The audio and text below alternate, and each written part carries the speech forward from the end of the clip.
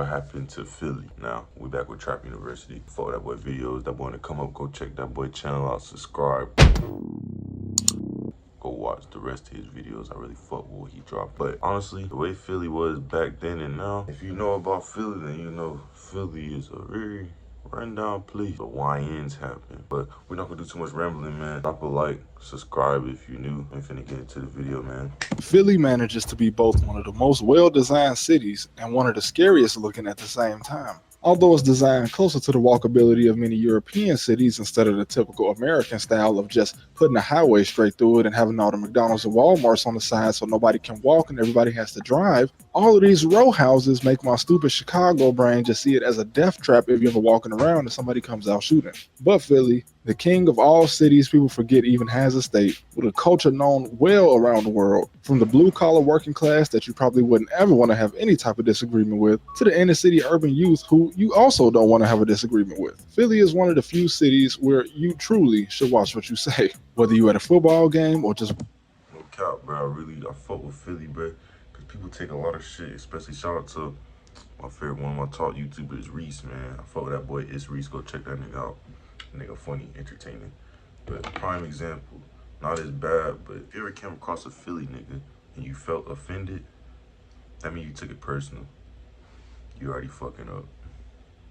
I fuck they lingo, that shit funny sometimes. walking through the hood, you're always a couple steps from either a good laugh or a punch in the face. Now, it's the 8th oldest city in America, literally founded just because the King of England was so in debt to a guy named Willie Penn that he basically just gave him all of Pennsylvania, hence the name, so they could finally call it even and Willie would stop showing up outside the king's house asking for his money back. What you looking around for? It's Reggie, motherfucker. Where my money at, man? Don't come with that bullshit. But unfortunately, Philly has become one of the most crime-ridden cities in the U.S. And this is historically, from the mob making deals with several unhappy wives to kill their husbands and split their life insurance policies, which led to about 70 poisonings in the 30s. One of the most successful bank robbers ever, if not the most successful bank robber ever, being from Philly. The largest cocaine seizure in the history of the United States just happened here 6 years ago, 20 tons, which for reference is the same weight as 7 Ford F-150s combined, to the gang violence that most of the world only became familiar with just recently. This is the whole reason Will moved to Bel Air at the beginning of The Fresh Prince, essentially. Philly is something else, to say the least. Now, of course, more recently than Mr. Disrespectful, we saw something that is just... Man, rest in peace to that nigga, Mr. Disrespectful, man. I don't agree with the shit he did, nah. Like, nigga really was, he lived up to his name, alright? A lot of you niggas in Philly live up to that name. That's cool, bro. I just fuck with rap music. Let me know if you even know about Mr. Disrespectful, man. Comment your favorite song if you do know, or if you know any Philly rapper, comment your favorite song, man. Fuck with Hop Out Blade too. It's not common anywhere in the world. Back when I was in high school, sure, I've seen a gang member be really good at playing sports, so good that I literally saw the guy I'm speaking about dump an entire book bag full of college offer letters out on his desk. But the Noah Scurry story is like something straight out of a movie, something that probably will have its own movie in the future, but I don't think this is just a Philly thing. This has to be something indicative of the scary future all of those dystopian movies predicted. As I remember, the athletes in high school were cool just because they were athletes. Nobody cared if they were in the streets. But I will say that Noah apparently watched a lot of his friends be murdered as he grew up. And I use the term grew up loosely since he died at 17. It used to be a lot less common to lose this many friends in high school. And I'm not that old, but 10 years ago even, it seemed to be a lot less common than it is now. But like I said in a past video, peer pressure is real. But it works both ways. Even if you in the streets, when you see your homie is not only a star athlete, but a star student, you tell him to sit down. This kid was smart and athletic, which is also not common. I literally watched my high school manipulate the grades of several athletes. I mean, all I did was run track and they pulled me out of class when I was failing psychology and asked me if I wanted to switch classes. But hey,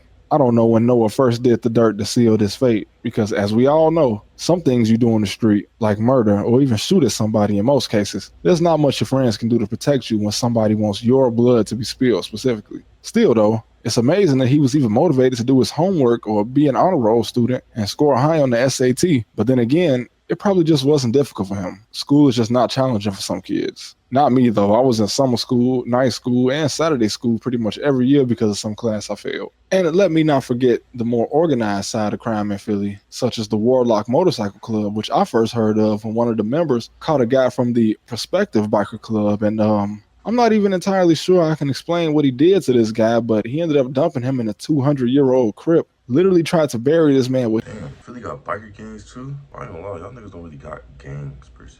I forgot. Y'all don't really fuck with the whole big homie thing. It is what it is down there. Biker gangs. With history, and it seems like these guys took over the money making and trafficking as the mob entered into more ethical business. For instance, in Chicago, a lot of former mafia guys own and lease out garbage trucks, junkyards, and back when gambling was still illegal in Illinois, they even leased out illegal slot machines to bar owners and split the profits. Although at least in the past decade, the Philadelphia crime family still has soldiers moving weight, but they seem to be mostly out of the way. Some of them did just catch a RICO in 2020 though.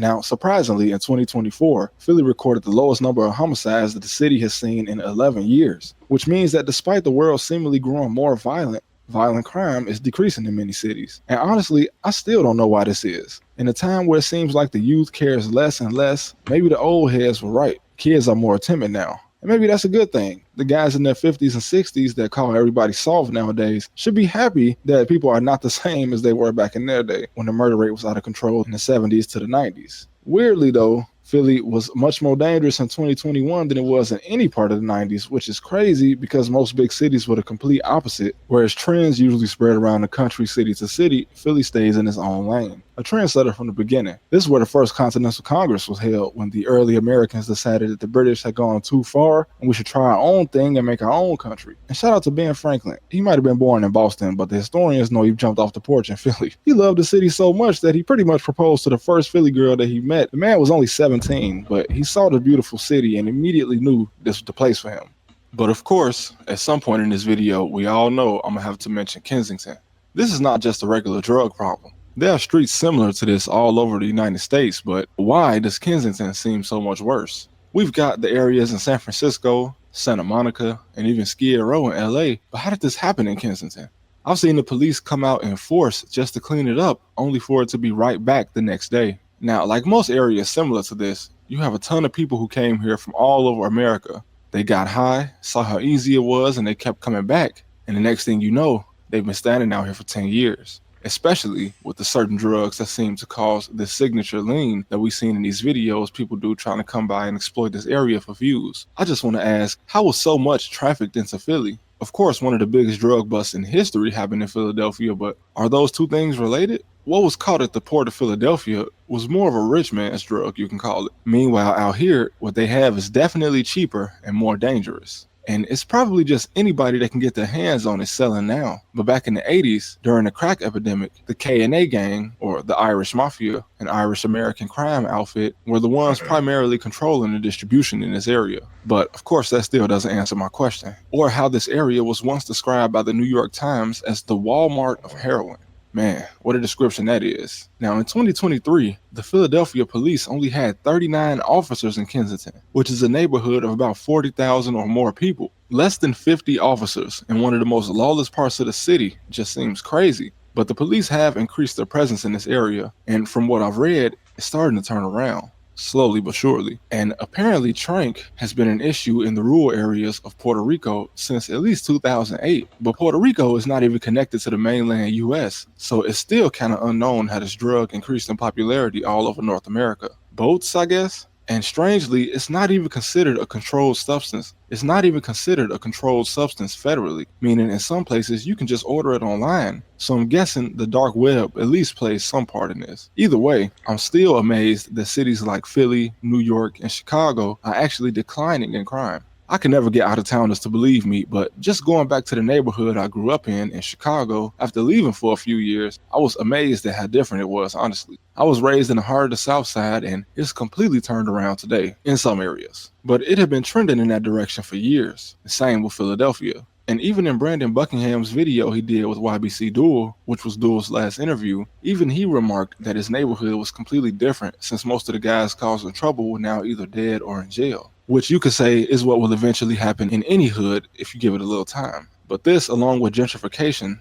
leaves way for the regular Philly residents to walk around and feel safer. And it also brings a better environment for the kids to grow up in. I remember being a kid in the middle of the city, not even thinking that there was any way it could ever improve. But as I became an adult, I saw the impossible happen. And as I always say, don't just believe the media. I mean, I guess I'm part of the media now, but there's not $1 billion company behind me. No rich guys buying my words to sway me to change my opinion on things. I only have a voice because of you guys. And it's an honor for me, honestly, to be able to tell you stories like this. And that's probably one of the best things about now and the future. You can just get on YouTube and give your own unbiased opinion without having a network buy you out and create their own narrative. But we know Philly is too tough a city for anyone to change the narrative out there anyway. If you're from Philadelphia, you love it, with the good and with the bad. Like anybody from any city, nowhere is perfect, but together we can definitely make the best out of any situation. And I honestly wish the media and the news would talk about the decline in crime statistics all over the United States. And sometimes they do, but honestly, with all of the distrust around the media, rightfully so, it's kind of hard to believe them until you do your own research. But anyway, thank you as always.